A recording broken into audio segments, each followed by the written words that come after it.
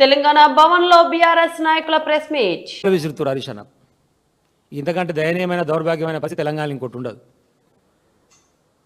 తెలంగాణ ఉద్యమం కోసం తెలంగాణ కోసం రాజీనామా చేసి ఎన్నికలలో కొట్లాడుతుంటే కొప్పులేశ్వర్ అన్న సమైక్యాంధ్రవాదుల సంకనాకుట్ట ఆ రోజు కాంగ్రెస్ పార్టీ నుంచి తెలంగాణకు వ్యతిరేకంగా నిలబడ్డటువంటి అడ్లూరు లక్ష్మణ్ కుమార్, నువ్వు ఇవాళ తెలంగాణ ఉద్యమ బిడ్డను పట్టుకొని వస్తావా వెంకటేశ్వర స్వామి ఆలయానికి ప్రమాణం చేద్దాం, నేను తడిబట్టలతో వస్తాను, ముఖ్యమంత్రి పర్మిషన్ తీసుకుంటా, ఏం మాట్లాడుతున్నారు లక్ష్మణ్ కుమార్ గారు?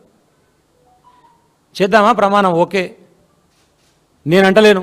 మీ సహచర మంత్రి పొన్నం ప్రభాకర్ మీడియా సాక్షిగా మైకు బంద్ అయిందనుకొని వాడు దున్నపోతుగాడు అన్నమాట. దాని గురించి మరి ఆయన ప్రమాణం చేస్తారో నువ్వు ప్రమాణం చేస్తారో ప్రమాణం చేయరు. మరి అందరిలో పట్టుకొని నిన్ను పట్టుకొని దున్నపోతు అంటే కూడా కనీసం స్పందించకుండా మాట్లాడకుండా దాని గురించి పంచాయతీ చేయకుండా ఆత్మగౌరవాన్ని తాకట్టు పెట్టేటువంటి బతుకు నీది.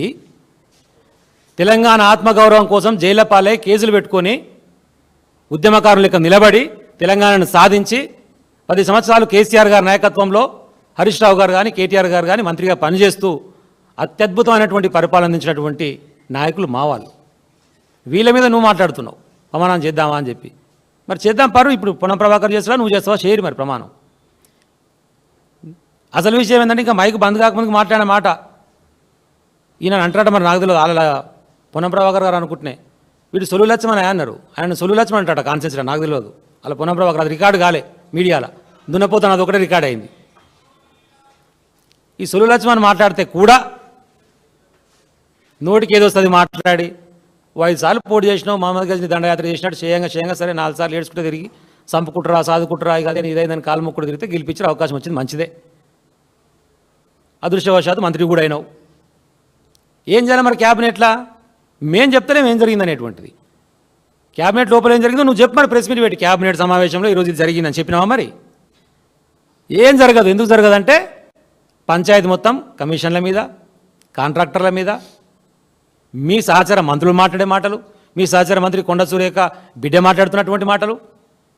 ఆమెనే చెప్పింది కదా ముఖ్యమంత్రి అన్నదమ్ములకు ఎందుకండి గన్మెన్లు, మాకేమి ఇక్కడ గార్డుని తీసేసిరు మా అమ్మ మంత్రి ఉంటే కూడా, ఏమిటి చేస్తారు వాళ్ళకు దందాలు చేసుకోవడానికి కాకపోతే అని మాట్లాడినమాట వాస్తవం కాదా? దక్కన్ సిమెంట్స్ వాళ్ళకు పీసీబీ నోటీసు పంపించి దాంట్లో సుమంత్ అంటోడు అవుట్ సోర్సింగ్ ఎంప్లాయీగా పెట్టుకున్నామా మంత్రి అయినాక ఆ డిపార్ట్మెంట్లో పీసీబీలో, ఆ నుంచి ఓఎల్జీగా పెట్టుకొని వానికి అర్హతనే లేదు, వానితో బ్లాక్మెయిల్ చేపించి డబ్బులు డిమాండ్ చేస్తే ఆయన మళ్ళీ రేవంత్ రెడ్డి పిలుచుకొని దాన్ని రోహిన్ రెడ్డి పిలుచుకొని కూర్చొని ఒక 100 కోట్ల సెటిల్మెంటు పంచాయతీ, వీడు వానన్నా వాడు వీనన్నా, ఏంటంటే అంత పైసల పంచాయతీ. లాస్ట్కి ఏం చేసి చాలా కప్పుకుని 100 కోట్ల వాళ్ళు నీకు 25 నాకు 25 అని పంచుకొని క్లోజ్ చేసుకోరు.